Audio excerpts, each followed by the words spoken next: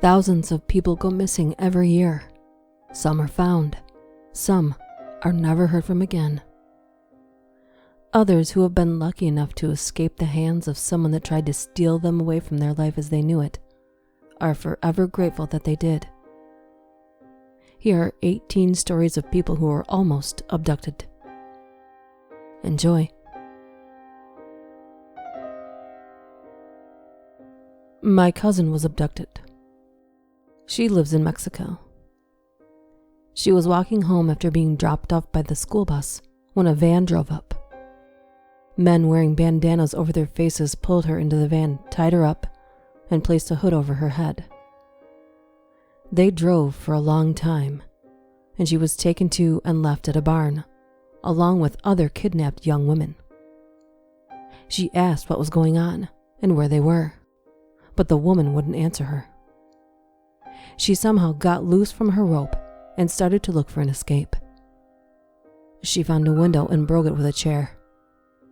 She urged the other girls to come with her, but they were too scared to leave. My cousin left them and ran non-stop to the nearest town, staying off the roads in case they were looking for her.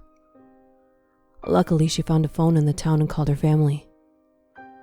She's safe now, but she could never remember where the location of the barn was, and still feels guilty about it.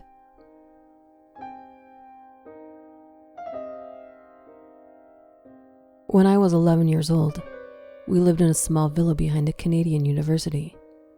For reference, we live in a Muslim country, Dubai. When I was younger, I was really into skateboarding and would skate in front of our house. I heard my mother calling my name, and as I picked up the skateboard, a white Nissan Patrol came flying down the street with the passenger door wide open. I dropped my board and fled for the gate. As I opened the metal gate, I felt a cold hand grab my neck and try to pull me. I grabbed the gate and forced myself through it, closing it behind me. I was not abducted, but the feeling of the cold hand still haunts me 10 years later.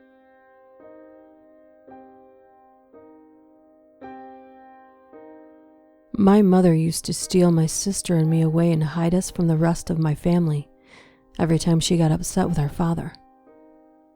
She'd leave us with any random person who would just take us and leave. I remember bits and pieces, but mostly just being scared and wanting to go home. I couldn't have been more than 3 or 4 years old at the time. Eventually, at some point, my father called CPS and gave up his parental rights to the state, who then had us placed with our paternal grandmother.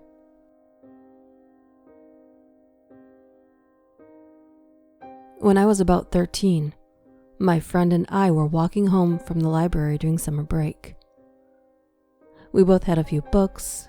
It was a beautiful day. We were so happy. We reached the crossroads where she turned to go a few blocks to her house, and I would go the opposite direction, 3 blocks to my house. As we were standing on the corner just talking before we'd have parted ways, a 60s-style red car pulled up at the corner. A very attractive young blonde man in his 20s asked if we knew the location of Church Street. Where we were standing at the corner, you could clearly tell Church Street was about 20 feet on the other side of the main road where we were all stopped, so this question was odd.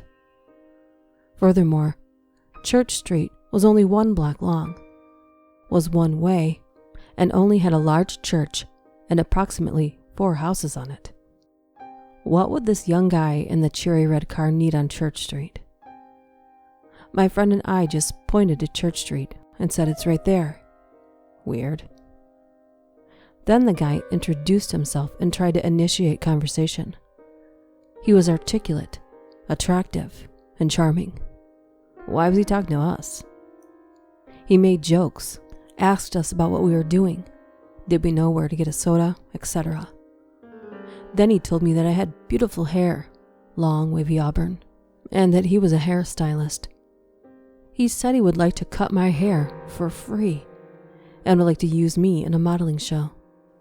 Then he asked me to come take some paperwork so he could share some information.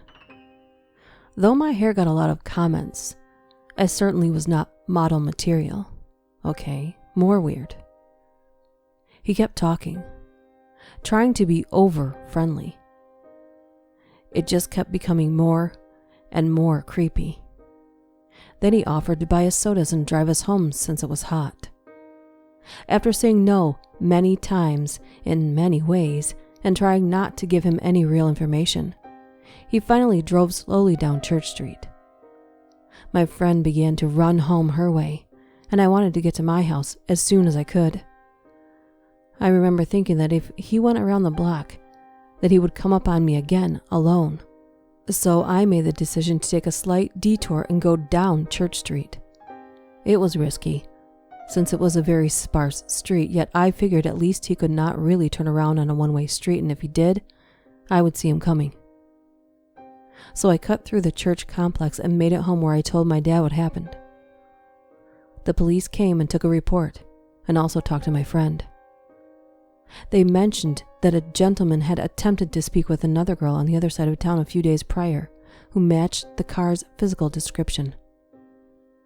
I never found out more information or heard anything else about that, but that scared me for a long time.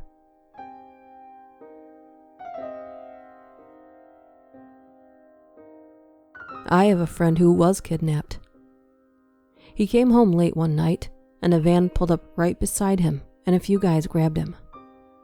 They were planning on holding him for ransom, under the impression that his dad was rich. His dad did pay the ransom, and he was dumped in some remote part of the city and had to find his own way home, luckily uninjured. It happened a couple years ago, and to this day he refuses to go out at night.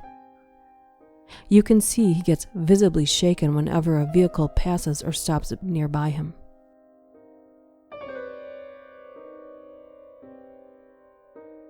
My friend and I were playing in a creek that ran from her backyard to the next street over.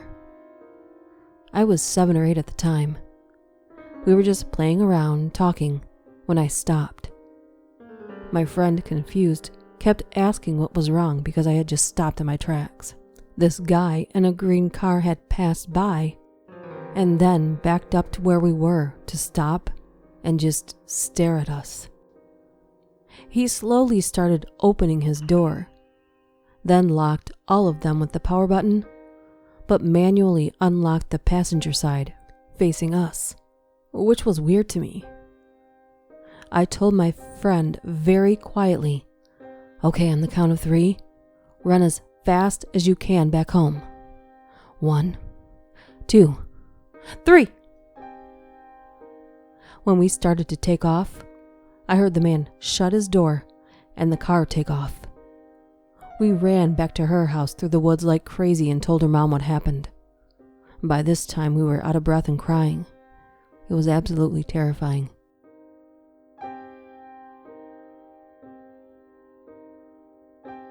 I was 5, and my family lived in a really poor part of town. I was never allowed to play outside for very long, or in the dark. My only friend was my next-door neighbor who was about my same age. On that day, my mom was really tired because of a new baby and taking care of me and my 2-year-old brother. I begged to play outside with my neighbor, and my mom finally said yes, as long as we stayed in the yard where she could see me from the window. About 20 minutes later, a green beat-up Plymouth stops in the road in front of our houses. A white man leans over and asks us if we've seen a dog. My neighbor just stood in the yard, but I couldn't hear well, so I started walking toward the car. I got about a foot from the passenger door and saw another guy sitting up in the back seat. Then I heard a door slam and turned to see my mother running with no shirt on. She had just been breastfeeding my sister, running through the yard, yelling for me to get behind her and my neighbor to run home.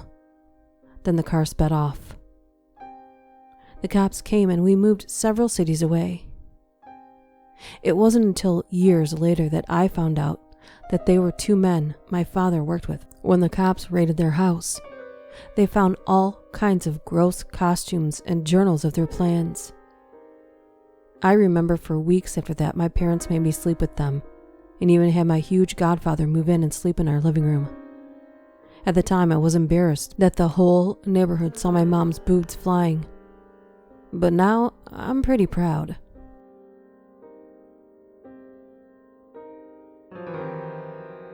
I wasn't kidnapped, but a college roommate of mine was. While he was still in Bosnia, he was part of an amateur football team when he was 15. They were practicing in a football field when several vans showed up and at gunpoint dragged everyone into the vans. They were driven to a secluded wooded area and held there for several days. I don't remember what the kidnappers were after, if it was ransom or something political. But he told me that one night they were sitting around the fire, and as he was looking at one of the kidnappers, his head literally exploded. Soon after, another kidnapper's head explodes. The gunmen all get up, and soon a firefight ensues. Apparently the military had showed up with snipers. It sounds amazing, but he was a very serious type of person. The kind of person that you know has seen way too much.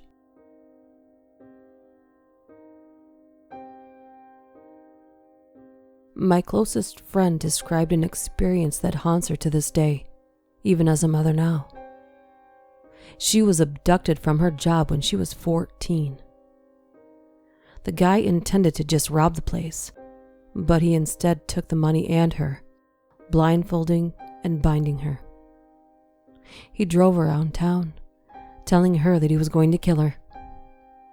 Instead of crying, she calmly explained that he didn't have to do that. The robber became very emotional. She talked him through it. She told me he bounced from angry and frustrated to remorseful and inconsolable.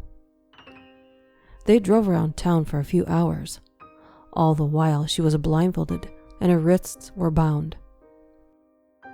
By this time, the police were looking for her. At 3 a.m., the robber decided to bring her back to work, where the police were waiting, and he was taken into custody. She suffered from incredible anxiety for a long time. Being alone was almost impossible for her to do without breaking down and crying. Even in college, someone walking in the crosswalk where she was at made her hyperventilate. It got bad when she had painkillers from her wisdom teeth being removed. If the stress was too much for her to handle, she would take a pill. She confessed this to her boyfriend, who just flushed the pills down the toilet. I'm absolutely amazed how she's turned out. She is well adjusted and raising her 2 children without problem. I couldn't imagine talking someone out of killing me.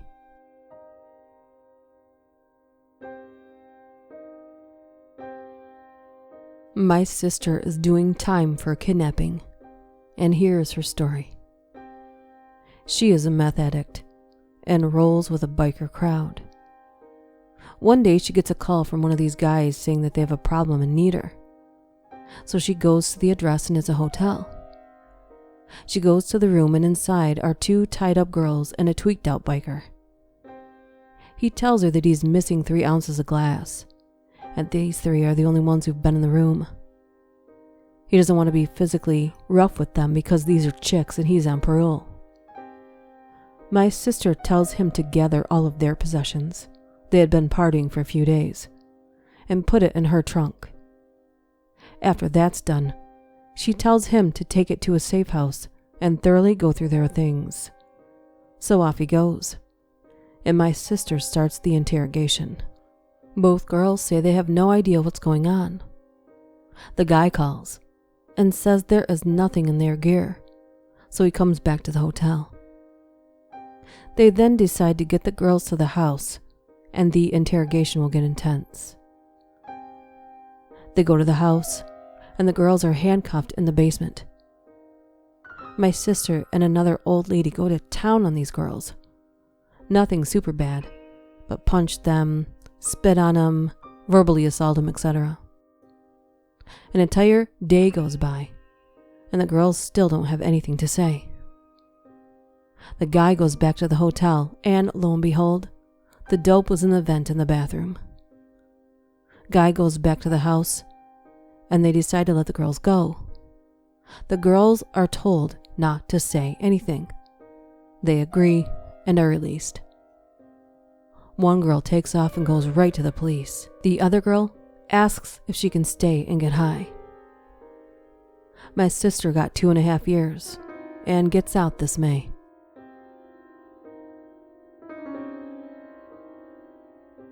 I have not personally been abducted, but when my mom was 9 years old, she was.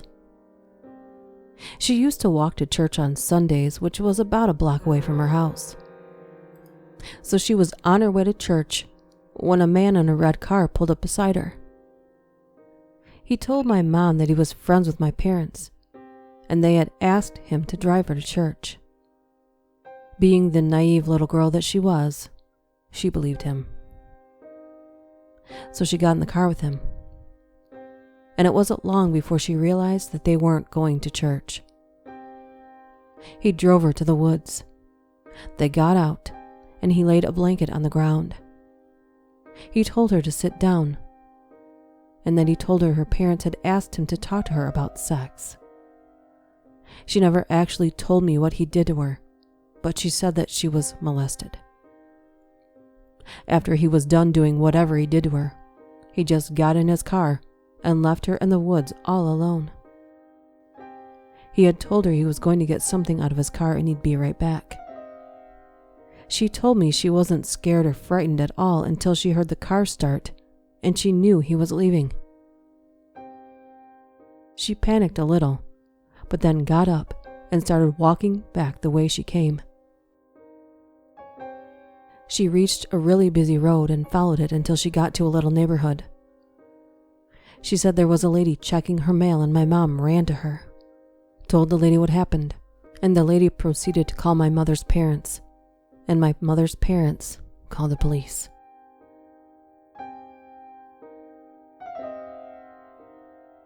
I was 13 and lived in a low-income, rundown area where prostitution was an everyday thing. From as young as I can remember, I would regularly have random men ask me if I wanted to earn some pocket money. One evening I was walking back from my friend's house, and a couple of streets away from my house I saw a regular working girl that I always stopped to chat with. Note that I grew up on the same street and the prostitutes were familiar faces to me. I would always talk to them. Anyway, this night as I turned the corner after speaking to the lady, a car full of men and obvious prostitutes stopped and 2 young women got out and walked toward me. I looked over to the car and noticed the men had got out and were standing watching. One of the girls had a glass bottle and smashed it on the wall and held it up to me and told me to empty my pockets. When I refused, she started grabbing me and trying to pull me toward the car. The men were now opening the back door for us. Then all of a sudden, the girl I'd stopped and spoke to appeared out of nowhere and grabbed me and ran home with me. My dad took me to the police station, and the officer told me this is usually how working girls end up on the game. If they'd succeeded, I would have been taken somewhere and pumped full of drugs until I was hooked and repeatedly raped to break me in. I never saw the prostitute again, even though she was a regular by my street. I worry all the time about what has happened to her.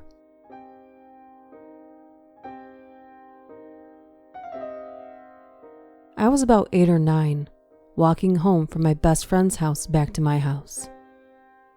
A guy pulled up beside me wearing a police uniform. Seemed totally legit, but who knows?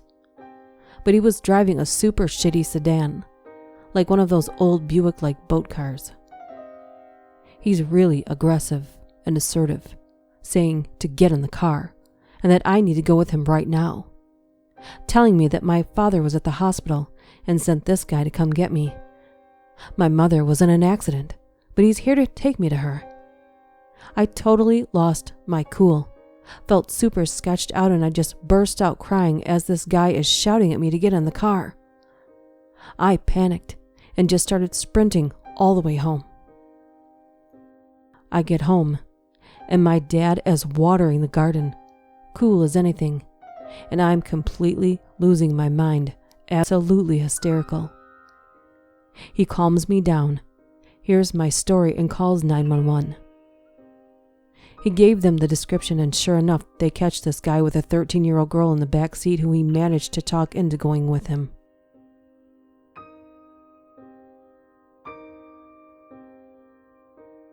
When my mother was younger, my sister, who was a baby at the time, was almost stolen. My dad was at security in the airport or something, and my mother was trying to make my sister stop being super fussy like most babies are. This nice-looking young woman came up to my mother and offered to hold my sister so my mother could get the luggage. My mom, who in her defense was tired and jet-lagged, gave the lady my sister to hold. The woman immediately sprinted off with my sister, but she was caught later by security. My mother says she was super paranoid about anyone holding us for the longest time.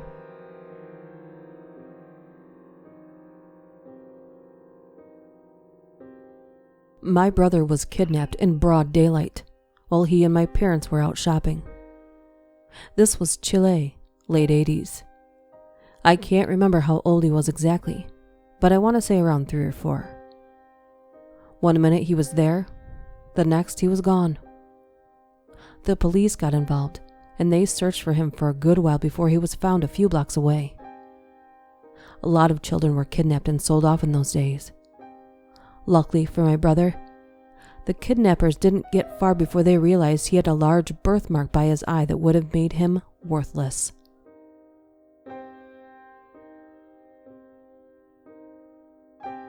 My uncle was abducted in Cabo a few years ago. He was walking through a back alley near Cabo Wabo, which he knows now that he shouldn't have been, and 2 guys walked up to him from the front, pulled out a screwdriver and started yelling at him. He was hit over the head with something that knocked him out. Next thing he remembered, he was waking up tied to a chair in some room. He was able to get out of the rope and hop out of a window. All he did was run after that.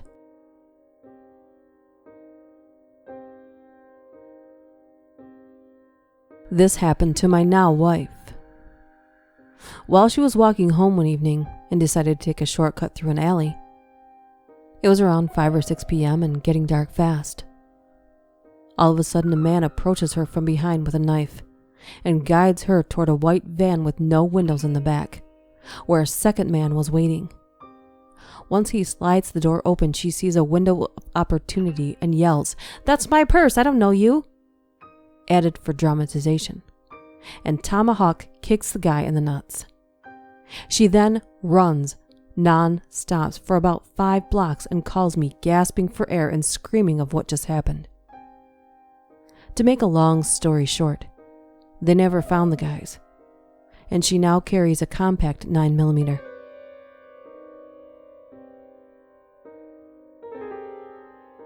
I was friends with a guy in university who was kidnapped as a child. Apparently in Taiwan, it was very common for children of wealthy families to get kidnapped for ransom money, and this is what happened to him. Although he doesn't remember much, he did tell me that it took a couple of days for him to get rescued, and he was treated fairly decently. Still, the experience must have taken a toll on him, since he was a little high-strung and anxious, and was very overprotective of his little brother, despite both of them being fully grown adults. Well, what about you? Have you almost ever been the subject of a milk carton portrait? Were you ever in a scenario where your gut screamed at you to run? I hope you never find yourself in a situation like that. However, if you do, fight dirty. See you next time.